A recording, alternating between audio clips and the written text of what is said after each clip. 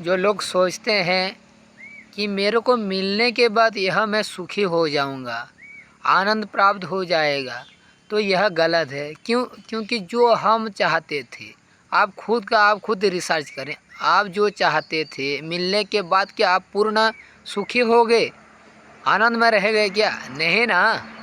क्यों? क्योंकि सांसारिक भोगों को प्राप्त करके, सांसारिक चीज़ों को प्राप्त करके, सीमित चीज़ों को प्राप्त करके असीमित आनंद सुख नहीं प्राप्त कर सकते हैं। ये जितना भी सांसारिक वस्तु है, पदार्थ है, वो सब नाशवान है और कुछ क्षण के लिए सुख तो दे सकते हैं, लेकिन पूर्ण सुख आनंद दे नहीं सकते हैं।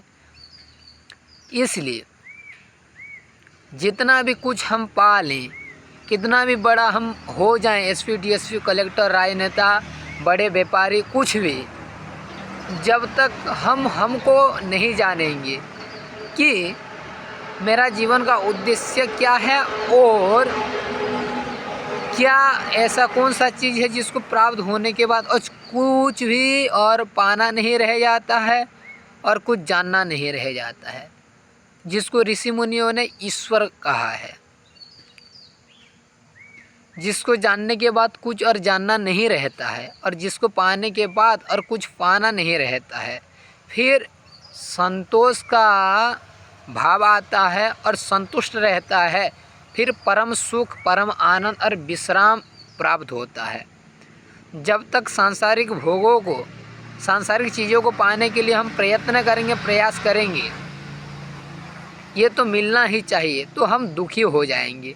क्योंकि सांसारिक जो सुख है, पाने के लिए तो बहुत दुख झेलना पड़ता है और पाने के बाद भी दुख रहता है।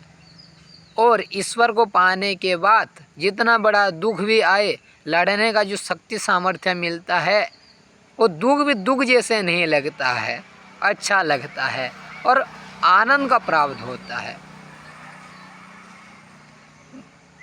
कोई लड़का या कोई लड़की, सुंदर लड़का या सुंदर लड़की चाहता था, चाहती थी, पाने के बाद फिर दुख मिला, उसको धोखा मिला, विश्वासघात मिला।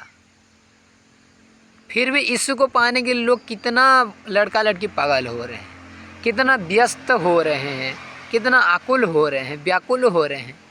क्यों? क्योंकि अज्ञान है, अविद्या है।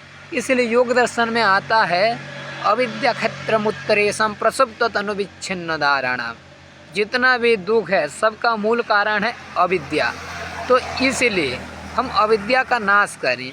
ये अविद्या नाश नहीं होता है, इसलिए लोग नाश्वर चीज़ों को ही मानते हैं कि ये कभी नाश होने वाला नहीं है।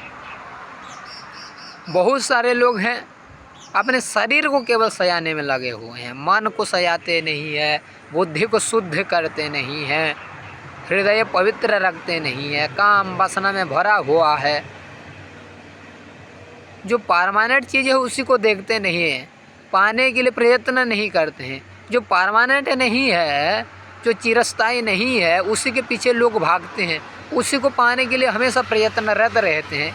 क्यों? क्योंकि अविद्या है। वो सोचते हैं ये मेरे को प्राप्त हो गया तो मैं सुखी हो जाऊं। प्राप्त हो जाता है फिर भी तो सुखी हो नहीं पाते हैं। क्यों? क्योंकि वो सुख दे ही नहीं सकता है। इसलिए ऋषि मुनि कहे अथा तो ब्रह्म जिज्ञासा, उसी ब्रह्म को जानने का इच्छा हुई। कब हुई? जब संसार में दुख दिखा। किसी को दुख मिलता है तो वो चाहता है या चाहती है कि मेरे को सुख प्राप्त हो। तो इसलिए हम हमेशा प्रयत्न करें कि कैसे हमारे जीवन में हम सुखी रहें, आनंद में रहें। कैसे रहेंगे? जब ब्रह्म को जानेंगे। इसलिए मेरे प्यारे ब्रह्म को जाने और जीवन में आनंद प्राप्त करें।